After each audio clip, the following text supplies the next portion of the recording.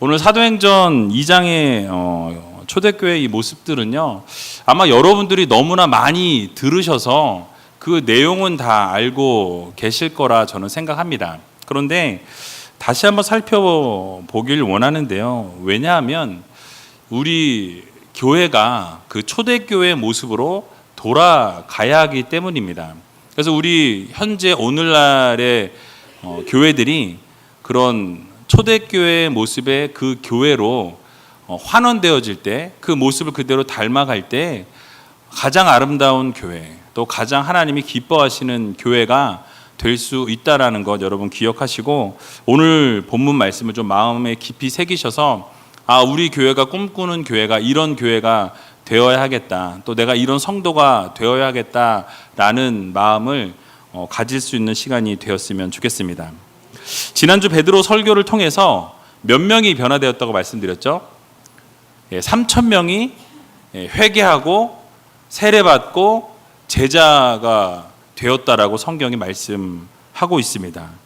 이것은 곧 초대 교회가 공식적으로 이제 출범이 되었다라는 말씀인데요. 그리고 그렇게 세워진 공동체가 어떠한 모습으로 움직였는지를 오늘 본문이 그 교회의 모습을 그대로 그려내고 있습니다. 오늘 본문을 함께 살펴보면서 아름다운 초대교회의 모습이 곧 우리 교회의 모습이 될 수 있도록 여러분들이 최선을 다해 주시고 또 함께 기도해 주시면 감사하겠습니다. 그래서 오늘 본문을 좀 같이 살펴보도록 하겠는데요. 42절을 보면 이렇게 말씀하고 있습니다. 우리 42절을 같이 읽어보도록 하겠습니다. 저희가 사도의 가르침을 받아 서로 교제하며 떡을 떼며 기도하기를 전혀 힘쓰니라. 아멘. 여러분, 여기서 우리가 생각해 볼 수 있는 첫 번째 아름다운 초대교회의 모습은 경건 생활에 힘쓰는 그런 공동체였다라는 사실입니다. 초대교회 성도들은요, 날마다 성전에 함께 모여서 사도의 가르침을 받았다라고 말씀하고 있습니다. 그리고 또 전혀 기도에 힘썼다라고 이야기하는데요. 그러니까 오로지 기도에 매달렸다, 오로지 기도에 열정을 내었다라고 말씀드릴 수 있습니다. 여러분 생각해 보세요. 막 성령의 역사를 경험했습니다. 성령의 불이 떨어졌어요. 그리고 그 성령을 받고 변화되기 시작했습니다. 그리고 설교를 들으면서 베드로의 설교를 듣고 그들이 어떻게 돼요? 회개의 역사가 일어났어요. 그러면 이들이 어떻겠습니까? 마음이 너무너무 뜨거워지는 거예요. 막 뜨거운 것을 경험했는데 이제 어떻게 해야 될지를 모르는 거예요. 그럼 어떻게 해야 될까요? 함께 날마다 모여서 사도들이 그들에게 하나님의 말씀을 전하고 예수 그리스도의 사랑을 전하고 구원에 대해서 이야기했다라는 것입니다. 얼마나 여러분 이들이 모이고 싶었을까요? 모여서 뭐 하겠어요? 고스톱 치겠어요? 아니죠. 모여서 경건 생활, 어떻게 하면 더 하나님을 바라볼 수 있을까? 어떻게 하면 더 예수 그리스도를 사랑할 수 있을까? 어떻게 하면 우리가 더 아름다운 공동체를 만들어낼 수 있을까라는 것을 늘 생각할 수밖에 없었다라는 거예요. 아마 기본적인 경건 생활에 초점을 맞추었을 것입니다. 예배와 또 기도와 또 말씀과 또 섬김과 또 교제, 전도, 이런 부분들이 어떤 예배의 요소입니다. 그 교회의 요소인데요. 이런 부분들이 경건 생활을 위한 초점을 맞췄다라는 거예요. 날마다 모여서 말씀을 듣습니다. 예수님과 함께 사역했던 그 사도들에게 직접 예수님께서 어떻게 사역하셨는지 그 사역에 대해서 들었고요. 또 그들과 함께 있으면서 하나님께서 일으키셨던 기적, 예수 그리스도께서 공생의 기간 동안에 어떤 기적을 베푸셨는지에 대한 아마 이야기를 들었을 것입니다. 또 그동안 기다렸던 메시아가 바로 우리가 십자가에 못 박았던 바로 그 예수가 바로 그 메시아다라는 이야기를 함께 들으면서 그들은 통곡하며 아마 울었을 것입니다. 또 구원이 오직 예수 그리스도를 통해서만 온다라는 이 사실을 그들이 듣고 결국은 그 주님 앞에 더 매달리게 되고 주님을 더욱더 바라보게 되었다라는 사실이에요. 그러다 보니까 오늘 본문 43절을 보게 되면 사도들로 하여금 기사와 표적이 나타났다라고 말씀하고 있습니다. 그러니까 이 사람들이 다 모여서 함께 기도하고 함께 모여서 했던 것이 무엇입니까? 함께 말씀을 듣고 함께 교제하면서 있다 보니까 어떤 역사가 일어나요? 정말 하나님께서 놀라운 성령의 역사를 부어주셨을 뿐만 아니라 그들을 통해서 놀라운 기적과 이사가 일어났다라는 거예요. 표적이 일어났다라는 사실입니다. 그래서 거기서 멈추지 않아요. 그들은 모이면 기도에 힘쓰는 공동체였습니다. 기도를 최선을 다해서 기도했어요. 여러분, 가르침을 받았을 뿐만 아니라 또 교제만 했을 뿐만 아니라 함께 기도하는 공동체였다라고 말씀하고 있습니다. 여러분, 교회는요, 기도가 멈추면 교회는 죽습니다. 여러분, 기도가 멈추면요, 교회는 성장할 수 없습니다. 기도가 끊이지 않아야 된다라는 거예요. 여러분들이 교회에서 늘 기도에 매진할 수 있는 여러분들이 다 되시기 바랍니다. 여러분, 교회의 기도 소리가 작아지면요, 그 교회의 성장은 멈추게 되어 있다라는 사실이에요. 한국 교회가 급성장하게 된 원인이 어디 있습니까? 바로 기도에 있다라는 거예요. 수많은 성도들이 함께 모여서 새벽 예배 때 기도하고 또 수요 예배 때 와서 기도하고 금요철회 때 기도하고 때만 되면 모여서 기도하며 나아가게 될 때에 결국 하나님께서 그 기도 소리를 들으시고 응답하여 주셔서 이렇게 한국 교회가 아름답게 성장할 수 있었다라는 사실입니다. 닥치는 대로 모이면 기도하는 거예요. 우리나라의 교회를 세우는 원동력은 저는 기도라고 생각합니다.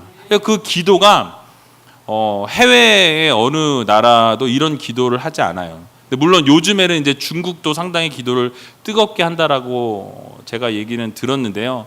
모르겠어요. 어쨌든 저희 한국 이 문화에는 정말로 기도를 뜨겁게 하는 그런 기도의 용사들이 참 많이 있습니다. 그런데 이런 교회의 원동력은 기도인데요.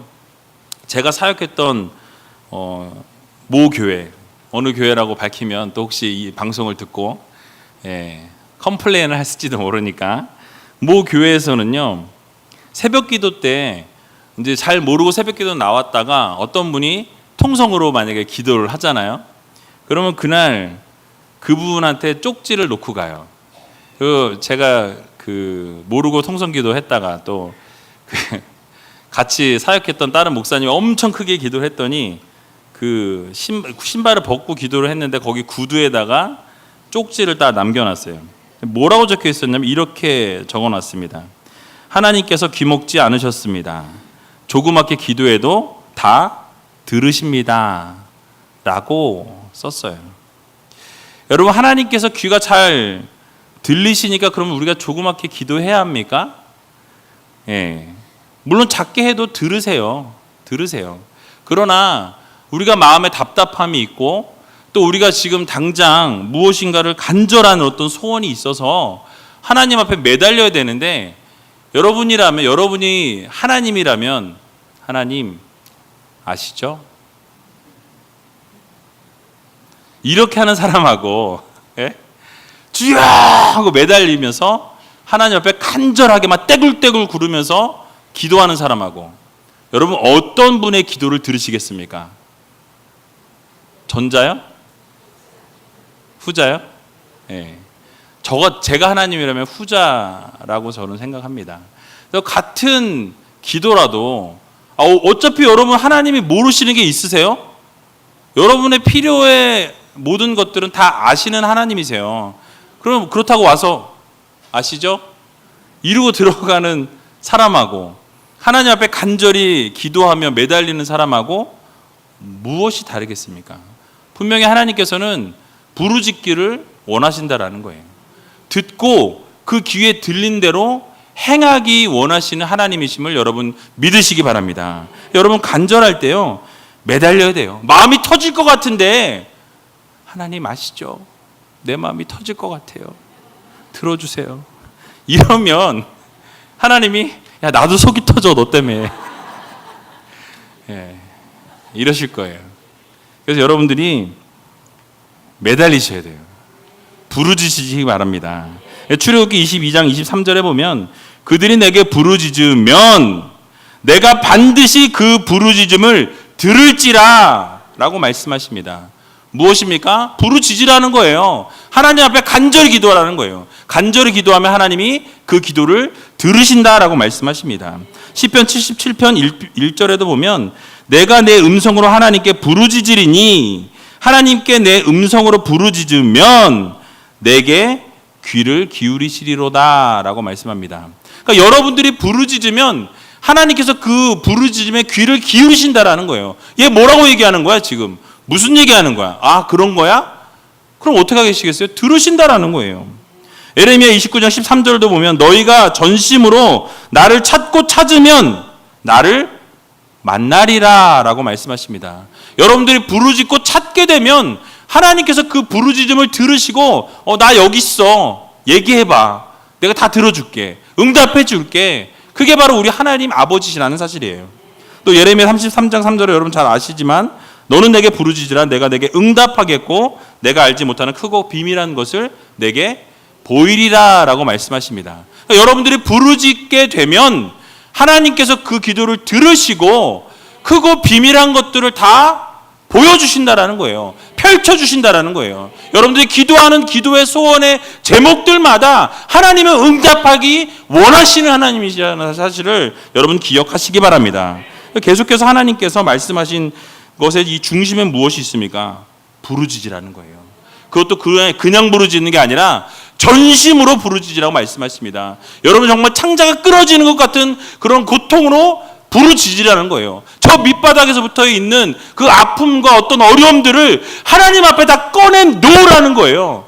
하나님께서 그러면 그것을 꺼내 놓을 때 어떻게 하신다는 거예요? 들으시고 그 귀에 들린 대로 응답하여 주신다는 사실 여러분 믿으시기 바랍니다.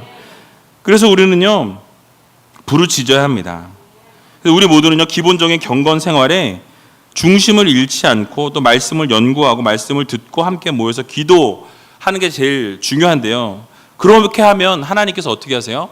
바로 모든 기도에 응답해 주신다는 거예요. 여러분들 경건 생활에 여러 가지 아까 말씀드린 것처럼 예배와 말씀과 기도와 전도와 섬김과 교제가 다 필요한데 저는 정말 기도가 가장 밑바탕에 깔려야 된다고 저는 생각합니다. 그래서 여러분들이 기도로 늘 하나님 앞에 나아가시고 기도함으로 하나님의 마음을 여셔서 하나님께 늘 응답 받으시고 정말 하나님께서 여러분들의 모든 기도 제목마다 오늘 반드시 응답하여 주시는 놀라운 역사를 경험하는 저와 여러분들이 다 되시기를 주님의 이름으로 간절히 축원합니다. 두 번째로는요. 사랑으로 나누는 공동체였습니다. 오늘 본문 44절에서 45절을 보게 되면 이렇게 말씀합니다. 우리 같이 한번 읽어보도록 하겠습니다. 믿는 사람이 다 함께 있어 모든 물건을 서로 통용하고 또 재산과 소유를 팔아 각 사람의 필요를 따라 나눠주고 아멘. 여러분 즉 초대교회 성도들은요 공동체의 유익을 위해서 자기의 재산과 물건을 모두 다 내어놓았다라는 거예요. 그러니까 다른 사람을 위해서 가난하고 부족하고 연약한 사람을 위해서 있는 사람들이 자신이 가진 그 재물을 사도들의 발 앞에 내려놓았다라고 성경은 말씀하고 있습니다. 여러분 중요한 것은 무엇이냐면요. 이러한 일들이 어떤 강한 압력이나 주변에 있는 사람들이 강요에 의해서 이루어진 나눔이 아니었다라는 거예요. 스스로들이 자신들의 것을 나누기 위해서 자기가 좀 더 있으면 없는 사람을 위해서 내려놓았다라는 사실이에요. 그러니까 하나님 앞에 은혜를 받고 성령 받고 정말 모든 것들을 체험했더니 어때요?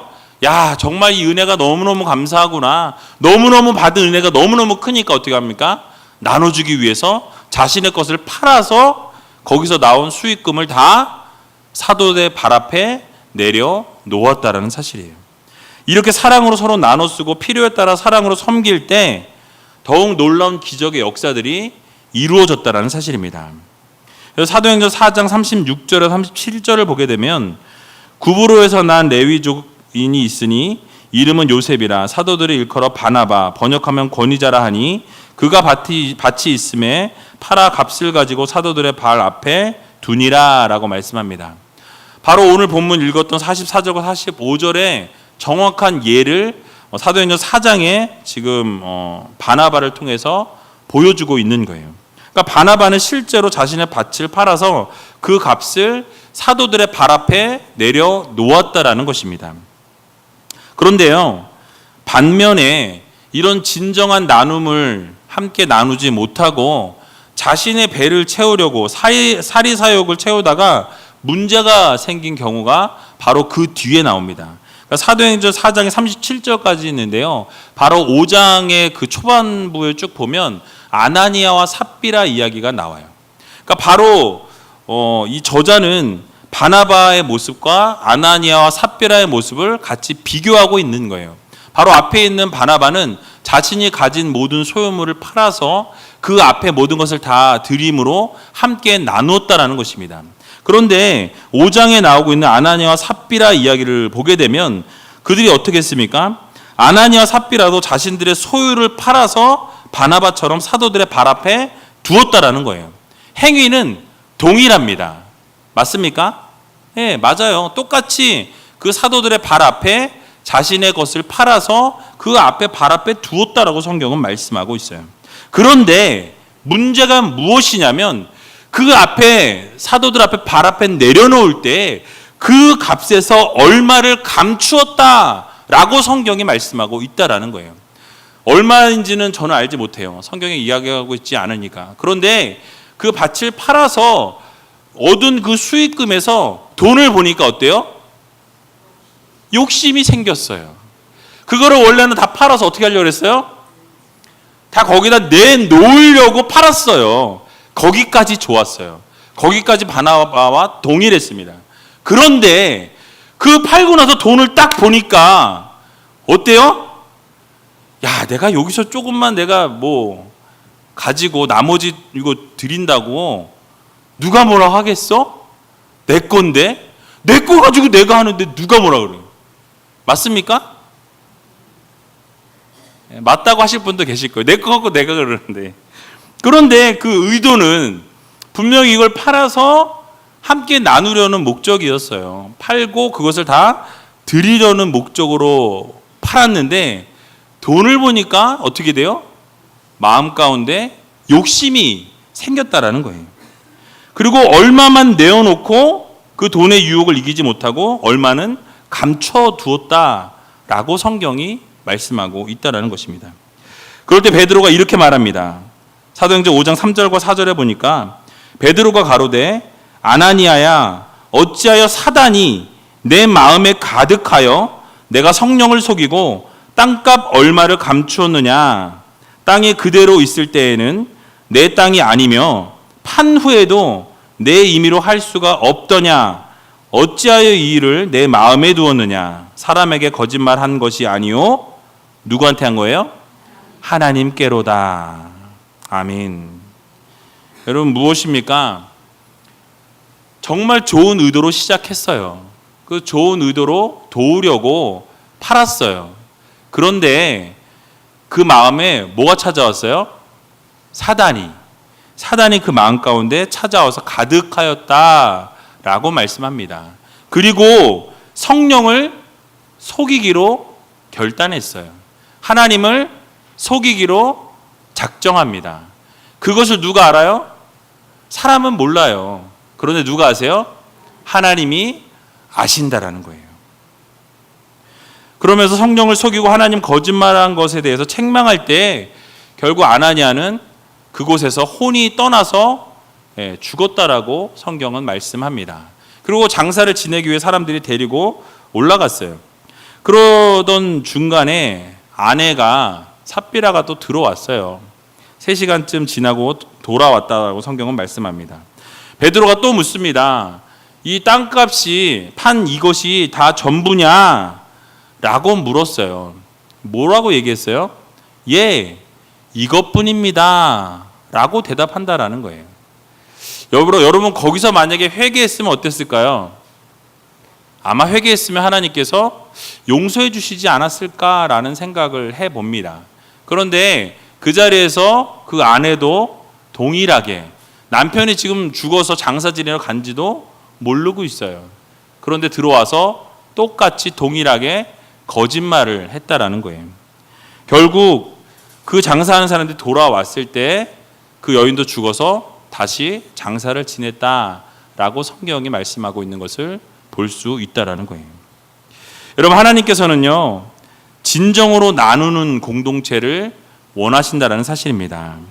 사랑으로 나눌 때 보이기 위해서 나누는 그런 공동체가 아니라 정말로 아픔을 만져주고 좀 상처를 정말 싸매어주고 어려운 부분들을 좀 돌아보아주기를 원하신다라는 거예요.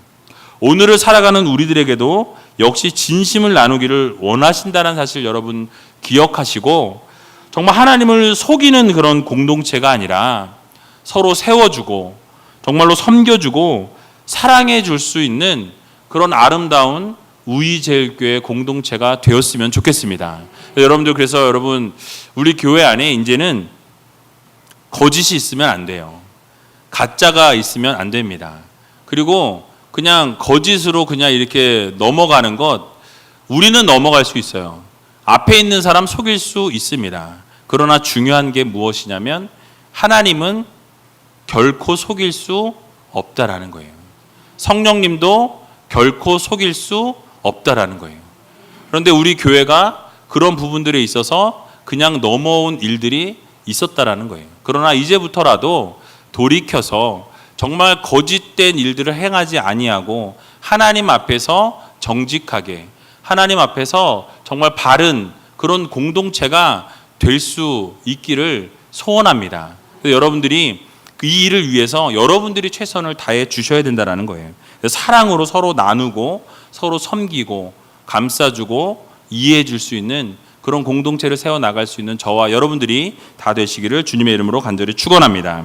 세 번째로는 아름답게 친교하는 공동체였어요. 46절을 함께 읽어보도록 하겠습니다. 날마다 마음을 같이하여 성전에 모이기를 힘쓰고 집에서 떡을 떼며 기쁨과 순전한 마음으로 음식을 먹고. 아멘. 즉 누구나 차별이 없이 함께 떡을 떼고 음식을 먹음으로 인해서 주 안에서 모두 한 형제 한 자매라는 인식을 그들이 가지고서 아름다운 교제를 나누었다라는 거예요. 그래서 누구는 이렇고 누구는 저렇고 막 해서 빈부격차에 따라서 사람이 이렇게 점수가 매겨지는 게 아니라 모든 사람이 한 공동체 안에서 하나가 되어서 서로 아름답게 친교하는 공동체였다라는 사실입니다. 여러분, 차별이 없이 함께 떡을 떼었고 음식을 먹고 함께 이렇게 교제를 나눴다라고 말씀하고 있어요. 42절에서도 아까 그냥 넘어갔지만 서로 교제하고 떡을 떼었다라고 말씀하고 있습니다. 결국 교회는요, 아름답게 이렇게 교제하는, 친교하는 것이 빠져서는 안 된다는 거예요. 여러분, 이 공동체는요, 예배와 말씀과 기도와 전도 모든 요소들이 필요합니다. 근데 그 중에서 교제가 빠지면 안 된다라는 거예요. 함께 교제가 항상 함께 있어야 한다라는 것을 우리는 기억해야 할 것입니다. 성경 공부하고요, 함께 기도하고 함께 예배하고 함께 전도하는 거 너무너무 중요해요. 그런데 친교하는 것도 소홀히 해서는 안 된다라는 거예요. 이 예배 요소 중에 한 가지가 바로 이 친교입니다. 그래서 아름답게 친교하고 서로 떡을 떼고 교제하고 기쁨과 순전한 마음으로 함께 음식을 나누게 될 때 그 안에는 정말 아름다운 교제가 싹틀 수 있다는 사실을 여러분 믿으시기 바랍니다. 그렇다고 아싸 이제부터 교제만 하자, 친교 하라고 하셨으니까 앞으로 우리는 친교만 합시다, 이렇게 되는 건 문제가 있다는 거예요.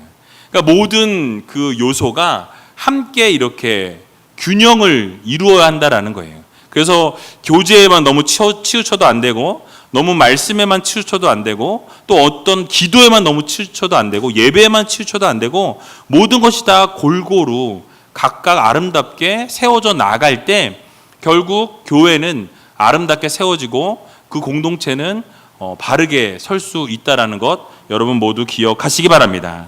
그래서 우리 교회에서 그래서 없어졌던 전도회를 부활시키려고 한 거예요. 사실 이 전도회를 부활시켰으면 하는 그 마음은요, 무슨 막 일을 좀 시켜 먹어야 되겠다, 이런 마음이 아니었어요. 교회에서 어떻게 좀 써먹어 보려고 전도회를 좀 세워야 되겠다, 이런 마음도 아니었습니다. 여러분 어떤 마음이었냐면요, 정말 아름다운 교제를 비슷한 나이대 분들이, 목장은 똑같은 나이대가 함께 모이는 목장이 많지 않잖아요. 지역으로 묶다 보니까. 그래서 전도회라는 이 특성이 같은 나이대에서 같은 관심사와 같은 비슷한 그런 환경 가운데 있는 분들이 함께 모여서 교제하고 또 사랑을 나눌 수 있는 그런 친교의 시간들을 가졌으면 하는 그런 바람이 가장 먼저라는 거예요. 그리고 그러한 것들이 밑바탕에 잘 깔리게 되면 그 다음에 전도회에서 무슨 사업을 하든지 뭐 어떤 일을 하든지 어떤 걸 하든지 그것은 여러분들이 뭐 하시고 싶으면 하시는 거예요. 그런데 가장 중요한 것은 그 전도회의 교제가, 친교가 아름답게 세워져 나가야 한다는 것입니다. 그래서 부족한 것을 채워주고 사랑으로 감싸 안아줄 때에 바로 아름다웠던 그런 초대교회의 그 모습들이 바로 우리 교회 안에서 세워질 수 있다는 사실을 여러분 기억하시고, 정말 친교를, 정말 아름다운 교제를 그 전도회에서 이루었으면 좋겠다라는 바람을 제가 가지고 있어요. 그래서 제가 우리 부교육자님들께도, 교구자님께도 그렇게 말씀을 드렸고, 전도회를 맡으신 그 목사님, 강도사님께도 그렇게 말씀을 드렸던 것입니다. 그래서 여러분 서로 세워주고 격려하고 또 칭찬하고 함께 이렇게 나갈 수 있는 그런 공동체가 되시기 바랍니다. 여러분 교회라는 이 말 자체가요, 바로 무슨 의미를 지니고 있냐면 주님께 부름받은 사람들의 모임이에요. 맞습니까? 하나님의 부르심을 입은 사람들의 공동체라는 것이 교회입니다. 그런데 서로 모였다 하면 화합이 안 돼요. 모였다 하면 교제가 안 돼요. 그리고 그런 단체, 그런 공동체는요, 금방 와해되고 금방 무너질 수밖에 없다라는 거예요. 그래서 여러분들이 교회를 구성하는 이 성도들은요, 겸손한 자세로 그리스도 사랑 안에서 교제해야 합니다. 그래서 서로 이렇게 섬겨줄 수 있어야 한다라는 거예요. 나와 생각이 다르다라고 해서, 또 나와 직업이 다르다라고 해서, 나와 어떤 환경이 다르고 또 문화가 다르다라고 해서 그것이 틀린 것이 아니라는 거예요. 다른 것이지 틀린 것이 아닙니다. 그런데 이상한 문화가 우리 한국 문화 가운데 있어요. 우리 교회 문화 가운데 있어요. 나랑 틀리면 저 사람은 아닌 거예요. 나랑 다르면 저 사람은 틀린 거예요. 그렇게 하다 보니까 어떻게 됩니까? 하나 되기가 힘들어지는 거예요. 함께 섬겨나가기가 어렵다라는 거예요. 한번 내가 아니라고 세운 것은 뭐예요? 법이에요. 그래서 내가 한번 세우고 나면 어떻게 합니까? 다른 건 보이지 않아요. 내가 세운 기준에서 벗어나면 모든 것이 다 아니라는 거예요. 그러나 여러분, 절대 진리는 하나님밖에 없다라는 거예요. 여러분들이 세워놓은 모든 것은 여러분 것이지 그건 하나님이 원하시는 것은 아니라는 거예요. 여러분, 그래서 우리가 믿음 안에서 교제를 함께 아름답게 해야 합니다. 그래서 생각이 다른 것이지 틀린 것이 아니라는 것. 내 생각이 틀렸다고 저 사람이 틀렸다라고 말하는 것은요, 그거는 상대방을 모르고 그냥 말하는 거예요. 상대방에 대해서 알고서 서로 이야기를 나눠야 되는데 그게 아니라 나랑 생각이 다르면 저 사람은 틀렸다, 아웃, 내 명단에서 제외. 이것은 옳지 않다라는 거예요. 여러분, 믿음의 교제를 할 수 있는 여러분이 되시기 바랍니다. 그래서 오늘 읽은 본문의 말씀처럼요, 날마다 마음을 같이 해서 성전에 모이기를 힘쓰시기 바랍니다. 그리고 함께 떡을 떼면서 기쁨과 진실한 마음으로 음식을 먹었다라고 이야기하고 있어요. 음식을 먹는데 무슨 진실까지 필요합니까? 그냥 먹으면 되지. 그런데 그만큼 서로가 어때요? 서로 진실하게 대했던 거예요. 서로 함께 그렇게 협력하기 원했다라는 거예요. 그런데 여기 한 가지 잊지 말아야 할 것이 한 가지 있습니다. 여기 46절의 단어를 보면 집에서라는 단어가 있는데요. 이 집에서, 그러니까 이제 집에서 모여야 돼. 그리고 집에서 한 집만 계속 집중적으로 모이는 그런 목장이 있어요. 근데 여러분, 그게 아니에요. 이 한글로는 집에서지만요, 이 카트라는 그 전치사를 쓰고 있어요. 근데 이 전치사의 의미가 뭐냐면 from A to B예요. 그러니까 A서부터 B로. 그러니까 뭐냐면 from house to house예요. 이 집에서 어떻게 해요? 저 집으로. 그러니까 한 집에서 모이는 게 아니라 한 집에서 또 다른 집으로, 또 그 집에서 또 다른 집으로 이렇게 해서 모였다라는 거예요.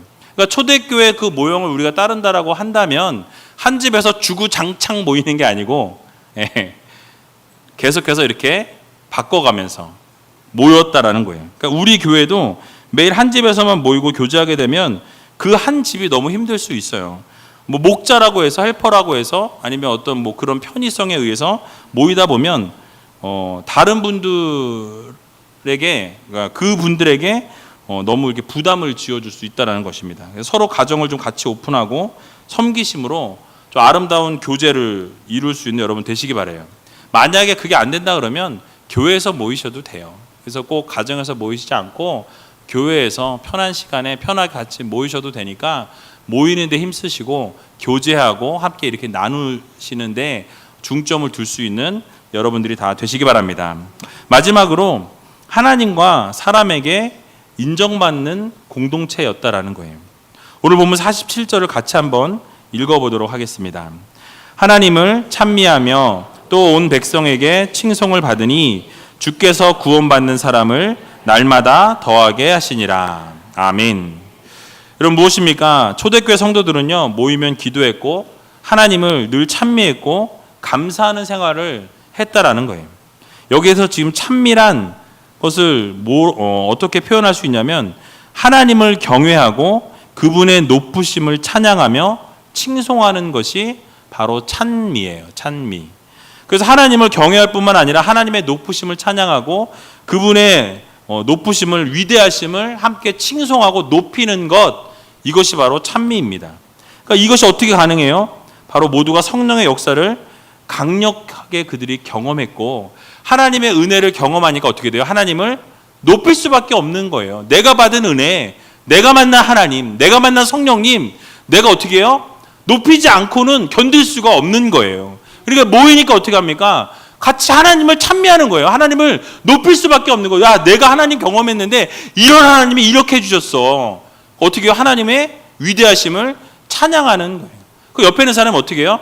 야, 너는 그런 경험했어? 나는 하나님이 이렇게 하셨어. 하나님을 더욱더 칭송하고 높이게 되는 것입니다. 이러한 일들이 계속해서 일어나니까 어떤 일이 벌어집니까? 그렇게 칭송을 받으니까 모든 하나님을 찬미하니까 모든 백성들에게서 그들이 칭송을 받았다라고 말씀하고 있습니다. 그들이 모이면 늘 은혜를 나누고 하나님에 대해서 이야기하다 보니까 어때요? 늘 나누는 것이 하나님의 영광. 늘 어때요? 서로가 서로를 위해서 기도해주고 감싸주고 사랑해주고 이해해주고 품어주고 이런 모습들을 보다 보니까 믿지 않는 사람들조차도 그들을 보면서 뭘 해요? 칭송했다라고 성경은 말씀하고 있습니다. 여러분 믿는 사람들이 그들을 칭송한 게 아니에요. 믿지 않는 사람들조차도 그 초대교회의 모습을 바라보면서 아, 저들이 정말 그리스도인들이구나. 저들이 정말 하나님 믿는 사람들이구나. 저들이 정말 예수 그리스도를 믿는 하나님의 자녀들이구나. 그러면서 그들을 칭송하고 칭찬했다라는 사실입니다. 그렇습니다. 우리도 하나님 중심으로 살아가야 돼요. 하나님을 칭송하고 하나님을 찬미하고 하나님을 높이다 보면 우리 공동체는 어떻게 돼요? 하나님으로부터 칭찬받게 되고 세상으로부터도 인정받게 된다라는 거예요. 여러분 오늘날의 교회가 왜 문제가 있습니까?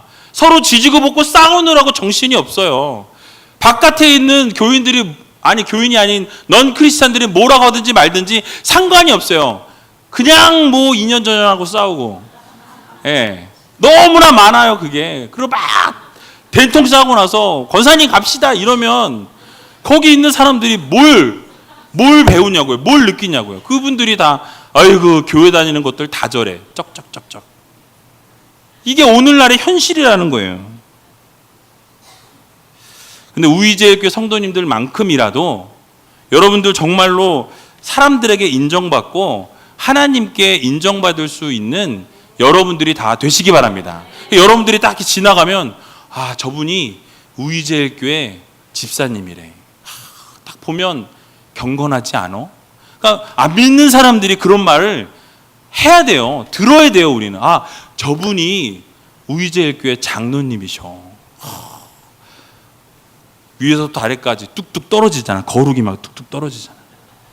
이런 것이 우리 교회 안에 있어야 한다라는 거예요. 칭송을 받아야 한다라는 것입니다. 그래서 어디를 가든지 무엇을 하든지 하나님께 인정받고 칭찬받고, 믿지 않는 넌 크리스찬들에게조차도 여러분들을 바라볼 때마다 칭찬하고 여러분들을 인정해 줄 수 있는 그런 삶을 살아가야 한다라는 거예요. 그게 바로 진정한 성도들의 모습이라는 것입니다. 조금 때로는 손해를 조금 보더라도 손해를 보세요. 그거 갖고 막 싸우고 막 인정을 하지 마시고. 예. 그래서 여러분들 꼭 말로만 신앙생활을 하고 교회의 모습 다르고 세상에서 모습 딱 모두를 바꿔서 살아가는 우리가 아니라 교회에서 모습이 그대로 세상 가운데에서의 모습과 동일한 그런 모습으로 살아가시고, 또 교회에서 세상에서 살았던 그 모습이 교회에 와도 동일하게 그렇게 살아갈 때 하나님께서는 여러분을 기뻐하실 뿐만 아니라 세상도 여러분들을 인정하고 칭찬하게 된다라는 이 사실을 여러분 기억하시고, 하나님과 모든 사람들로부터 인정받고 칭찬받을 수 있는 그런 우이제일교회 성도님들이 다 되시기를 주님의 이름으로 간절히 축원합니다. 마지막으로 로마서 12장 2절 말씀을 읽어보도록 할게요. 너희는 이 세대를 본받지 말고 오직 마음을 새롭게 함으로 변화를 받아 하나님의 선하시고 기뻐하시고 온전하신 뜻이 무엇인지 분별하도록 하라라고 말씀하고 있습니다. 여러분, 말로만 신앙인이 아니라, 겉모습만 신앙인이 아니라, 정말 교회 성경책만 들고 다니는 그런 사람들이 아니라, 오늘 로마서 말씀처럼 이 세대를 어떻게 하지 말래요? 본받지 말고 오직 마음을 새롭게 함으로 변화를 받아서 하나님의 선하시고 기뻐하시고 온전하신 뜻이 무엇인지 분별하라 라고 말씀하고 있습니다.